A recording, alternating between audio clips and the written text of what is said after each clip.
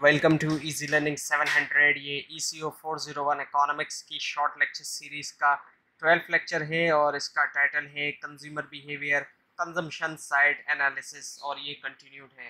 तो इस लेक्चर को करने से पहले आपको कुछ लेक्चर्स पिछले देखना पड़ेंगे, वरना तो आपको ये लेक्चर समझने में काफ़ी प्रॉब्लम हो सकती है। तो इसमें सबसे पहले है the optimum consumption point for the consumer. अब एक ऑप्टिमम कंजम्पशन पॉइंट कंज्यूमर के लिए क्या होता है? ये वो पॉइंट होता है जहाँ पे बजट लाइन जो है वो टेंजेंट करती है हाईएस्ट पॉसिबल इंडिफरेंस कर्व को।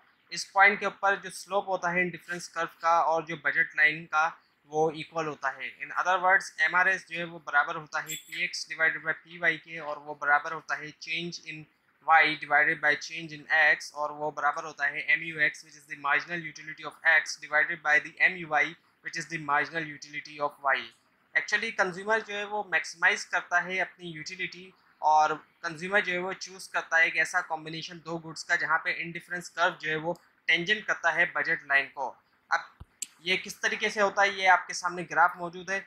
अब इसमें एक तरफ बजट लाइन भी शामिल है और इंडिफरेंस कर्व भी शामिल है। अब अगर आपने पिछले लेसन्स देखे हैं तो आपको समझ में आ जाएगा कि बजट लाइन और इंडिफरेंस कर्व दोनों क्या है। बजट लाइन बजट को शो करती है कि एक गिवन बजट के ऊपर दो गुड्स का जो कॉम्बिनेशन है वो, और इंडिफरेंस कर्व शो करता है कि सेम यूटिलिटी मिलती है किसी भी पॉइंट के ऊपर। तो अब इन दोनों को जब मिलाया जाता है तो जो एक ऑप्टिमल पॉइंट ऑफ कंजम्पशन है वो ये पॉइंट है जहाँ पे बजट लाइन और जो इंडिफरेंस कर्व है वो टेंजेंट कर रहे हैं आपस में। जो टी का पॉइंट है ये है एक ऐसा पॉइंट जो कि एक ऑप्टिमल पॉइंट है कंजम्पशन का।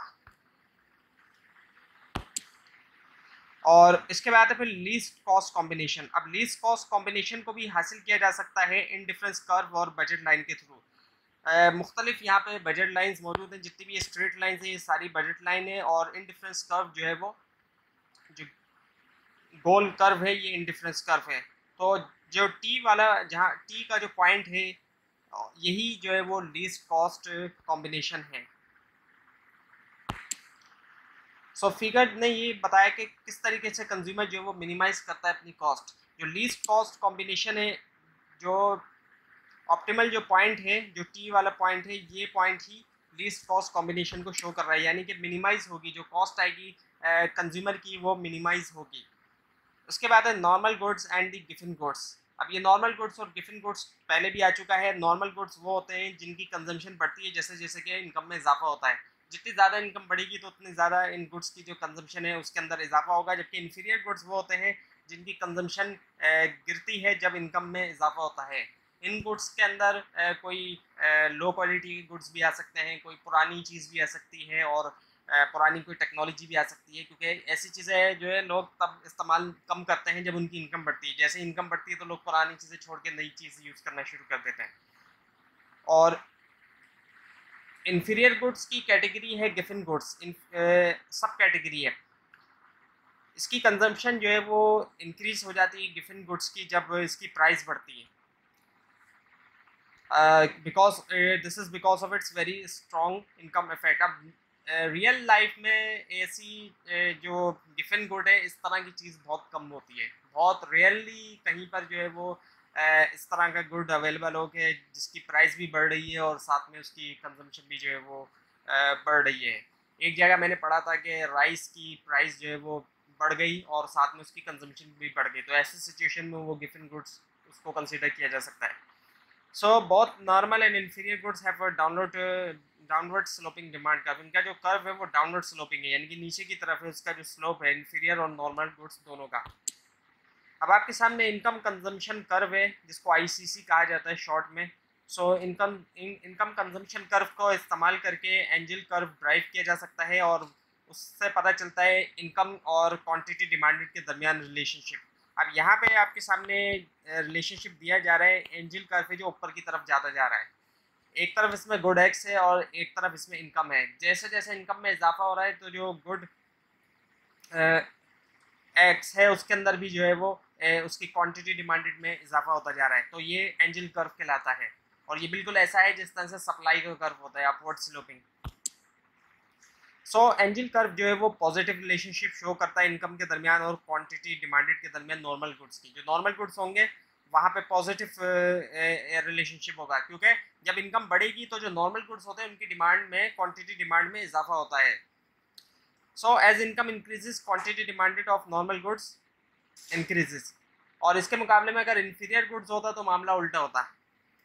इन्फीरियर गुड्स में क्या होता है कि नेगेटिव रिलेशनशिप होता है। उसके बाद है फिर प्राइस कंजम्पशन कर्व। अब जो प्राइस कंजम्पशन कर्व होता है ये एक ग्राफ है, ये भी एक ग्राफ है जैसे कि इनकम कंजम्पशन कर्व है। ये शो करता है कि किस तरह से कंज्यूमर की कंजम्पशन चॉइस जो है वो चेंज होती है। कंज्यूमर की जो है वो कंजम्पशन चॉइस चेंज होती है जब प्राइस जो है एक गुड की चेंज होती है। So when the price of one good change, two things happen. दो तरह की चीज़ें होती हैं जब प्राइस जो है एक गुड की चेंज होती है। अगर पहली चीज़ ये कि जो one of the purchasing power of consumer changes, जो परचेसिंग पावर है कंज्यूमर की उसके अंदर चेंज आता है, बजट लाइन शिफ्ट कर जाती है, leads to income effect.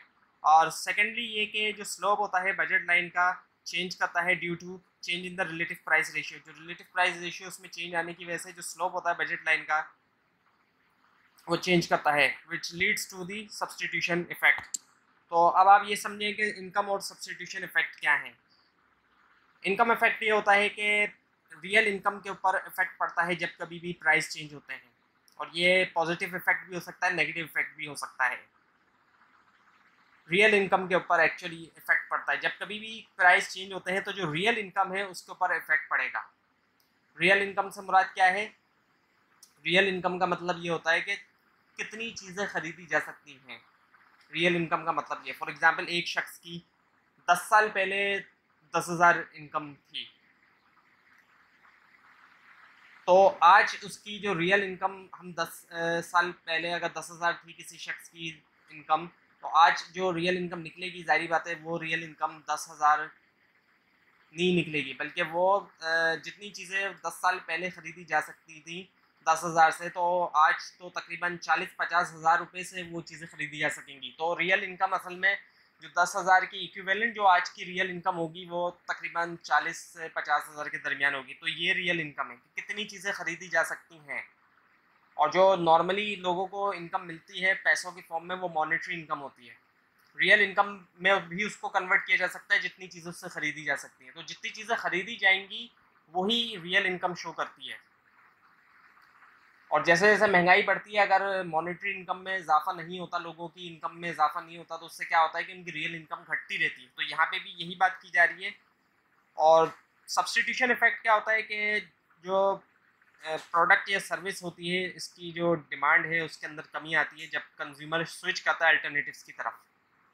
Alternatives के साथ दूसरे अल्टरनेटिव्स की तरफ जब वो स्विच करता है, तो डिमांड या सर्विस की, सॉरी प्रोडक्ट या सर्विस की जो डिमांड है उसमें कमी आती है। सो सब्सटीट्यूशन इफेक्ट जो होता है प्राइस राइज का, जब प्राइस बढ़ता है किसी चीज़ का, तो जो सब्सटीट्यूशन इफेक्ट होता है वो हमेशा नेगेटिव आता है। और जो इनकम इफेक्ट होता है प्राइस राइज होने का, प्राइस बढ़ने का कंजम्पशन पे नॉर्मल गुड की, वो भी नेगेटिव ही आता है। क्योंकि जाहिर बात है जो नॉर्मल गुड हैं हमेशा जब भी प्राइस बढ़ेंगे तो जाहिर बात है उससे क्या होगा कि इनकम, जो रियल इनकम होगी लोगों की, उसमें कमी आएगी। सो जो इनकम इफेक्ट होता है इन्फीरियर गुड्स का, वो पॉजिटिव होता है।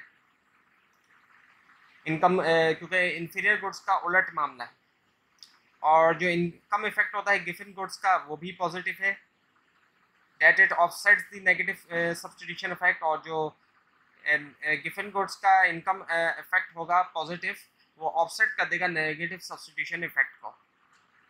उसके बाद है लिमिटेशन ऑफ इंडिफरेंस कर्व। अब इंडिफरेंस कर्व की या इंडिफरेंस अप्रोच की जो है वो कुछ लिमिटेशंस हैं। पहली चीज़ तो ये है कि इंडिफरेंस कर्व एनालिसिस सिर्फ पॉसिबल है दो या at best for 3 goods. 2 goods के लिए बेटर है, या फिर एट बेस्ट कहा जाए तो सिर्फ 3 गुड्स के लिए। एक तो ये लिमिटेशन है इसकी। दूसरी चीज़ ये कि प्रैक्टिकली जो है इम्पॉसिबल है, ऑलमोस्ट प्रैक्टिकली इम्पॉसिबल है, ये थ्योरेटिकल अप्रोच ज़्यादा है।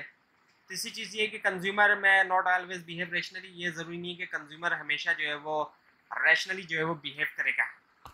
और चौथी बात ये कि कंज्यूमर जो है वो may not always realize the level of utility from consumption। ये कि ओरिजिनल एक्सपेक्टेशन कुछ और हो और जो वो रियलाइज़ कर रहा है वो कुछ और हो, ये भी फ़र्क आ सकता है। और इंडिफरेंस कर्व जो है analysis can not help when one of the goods is a durable good, और इंडिफरेंस कर्व जो है वो इस चीज़ में मदद नहीं करेगा अगर one of the good is a durable good. अगर कोई एक गुड जो है एक्स या वाई में से कोई एक गुड अगर ड्यूरेबल गुड है तो इंडिफरेंस कर्व एनालिसिस जो है वो मदद नहीं कर सकता। तो ये था आज का लेसन। आपको अगर इस लेसन के बारे में कोई क्वेश्चन है तो नीचे कमेंट कीजिए, और इस पूरी सीरीज को देखने के लिए इस चैनल को सब्सक्राइब कीजिए। और अगर आप ये स्लाइड हासिल करना चाहते हैं तो नीचे डिस्क्रिप्शन बॉक्स में दिए गए लिंक से हासिल कर सकते हैं, लेकिन अगर आपको लिंक ना मिले उसके लिए आप नीचे कमेंट कीजिए। Thanks for watching this video.